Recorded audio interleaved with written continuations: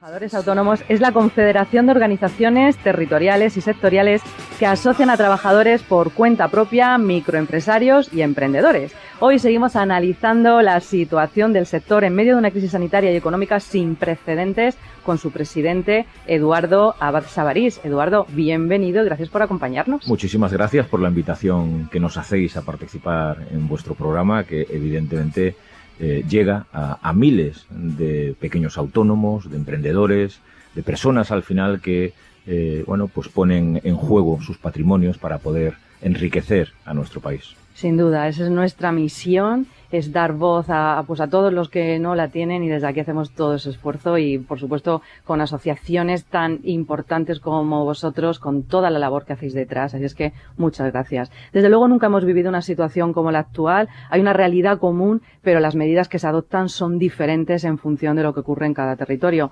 ¿Cómo le está afectando esto al sector, Eduardo? Mira, esta mañana estuve hablando, una conversación larga con el director general de Trabajo Autónomo de Asturias, puesto que la situación que tienen los autónomos asturianos es totalmente distinta a la situación que tienen los autónomos madrileños.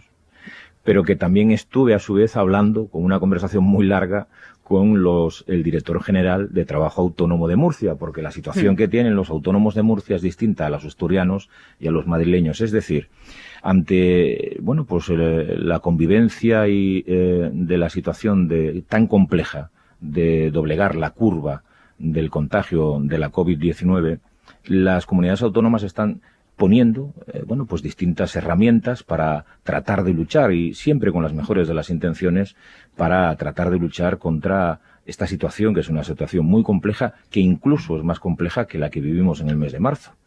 Desgraciadamente, esto es como el cuento del lobo, ¿no? Que viene el lobo, que viene el lobo, que viene el lobo, y al final no hemos estado preparados para cuando venía el lobo, y el lobo ahora mismo está aquí. Y además esto traslada una situación sanitaria, traslada directamente una situación compleja económica, ¿no? Una situación compleja económica que, menos mal que llevamos 2 días, como que... Sí, un poco animadillos, como ¿no? cuando reinicias el ordenador, que se te queda y dices, se me ha averiado, no, le voy a dar a reiniciar, ¿no? Y parece que se va a recomponer de alguna manera todo un poco, puesto que ahí a la vuelta de la esquina tenemos, la posibilidad de que haya una batería de vacunas que por lo menos nos devuelvan a una nueva normalidad, que si no era la antigua, va a ser una nueva normalidad más llevadera de la que tenemos ahora mismo.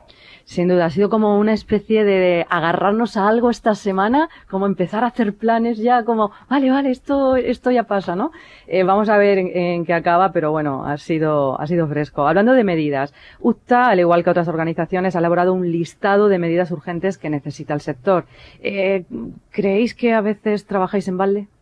Bueno, yo nunca soy de los que pienso que trabajamos en balde. De hecho, y por eso estamos hoy aquí sentados, pero estamos continuamente hablando con las administraciones, tanto la Administración Central del Estado, a través del Ministerio de Seguridad Social y del Ministerio de Trabajo, de Hacienda, etcétera, etcétera, con las distintas administraciones autonómicas y locales. Porque no nos olvidemos que las medidas tienen que ser medidas que estén perfectamente comunicadas entre sí. Es decir, nosotros no tenemos una filosofía de que a través del Estado se irradien las medidas única y exclusivamente para, vamos a llamarle, esa especie de salvavidas para los trabajadores y las trabajadoras autónomas. Esto tiene que ser medidas articuladas de la Administración. Y cuando hablamos de la Administración es la Administración, toda la Administración.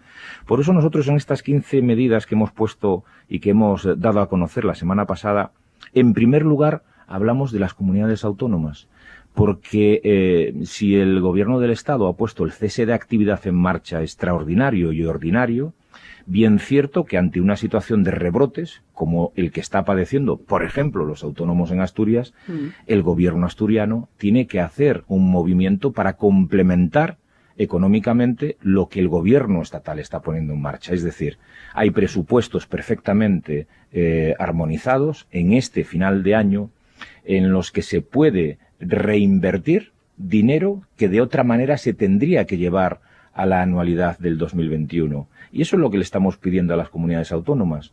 Si el Estado nos da a los autónomos que están en una situación de cese de actividad extraordinario o ordinario el 50% de la base de cotización, pues compleméntese con el otro 50% de la base de cotización a cargo de presupuestos de la comunidad autónoma. Esa es la mayor de las medidas que se puede poner en marcha.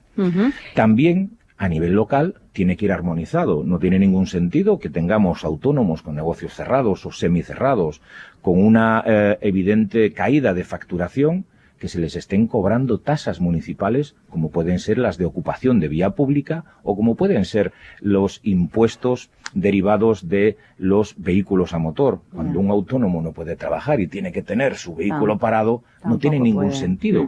Por lo tanto, tiene que haber armonía, y nosotros lo que pedimos es coordinación y armonía en las medidas. Sí, armonía y sentido común, porque si de repente llega un mes como noviembre y nos cobran todas las cuotas aplazadas de golpe y no se está facturando, pues imagínate cómo, igual, pues empiezas otro cese de actividad y te cobran todo lo anterior de golpe, pues otro arrechucho, pues...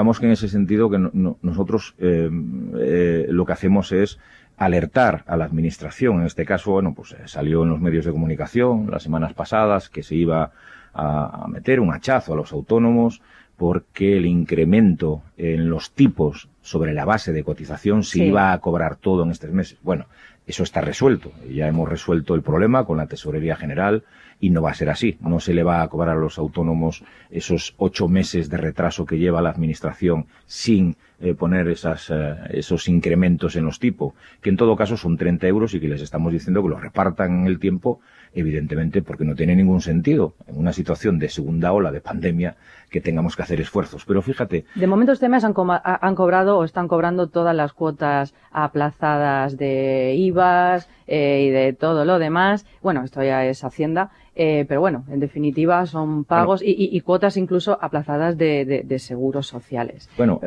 ahí evidentemente nos queda mucho que trabajar. Sí. Nosotros a la ministra, en este caso, también le estamos exigiendo que conceda, bueno, pues una especie de demora en los pagos de aquellos autónomos que han solicitado los créditos ICO, los famosos créditos ICO de la primera ola y tal, que ahora están coincidiendo en el tiempo con los aplazamientos de los trimestres del segundo y tercero, y que están coincidiendo y que están haciendo que los autónomos tengan que hacer un esfuerzo económico brutal al que no son capaces de llegar. Bueno. Hay un tema del que quiero que me hables, Eduardo, porque habéis pedido al Gobierno que refuerce la lucha contra la evasión y el fraude fiscal en las grandes multinacionales, para compensar lo que ocurre ahora, que más del 80% de la plantilla de la agencia tributaria está centrada en la investigación de personas particulares, autónomos y pequeñas empresas, que en conjunto representan pues el 28% del fraude fiscal del país. Una pasada, ¿no? Es curioso que el 80% de los recursos de la Administración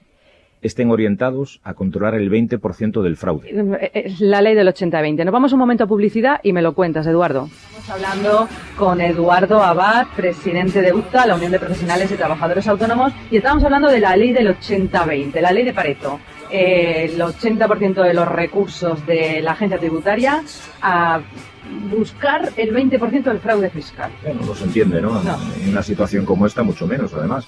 Fíjate que nosotros, con Gesta, que hemos estado trabajando últimamente bastante, hemos, dado estos datos que suenan de difícil comprensión, sobre todo para nuestro colectivo. ¿Cómo es posible que los recursos de la Administración fundamentalmente estén dedicados a controlar al chico? Bueno, evidentemente es porque es muy sencillo controlar a un pequeño autónomo en el que la evasión fiscal que puede cometer la comete normalmente por torpeza. Por desconocimiento, es justo lo que iba a decir. Entonces ahí evidentemente no se esconde el fraude. El fraude se esconde en las grandes empresas, que tienen abogados para protegerlo. Fiscales.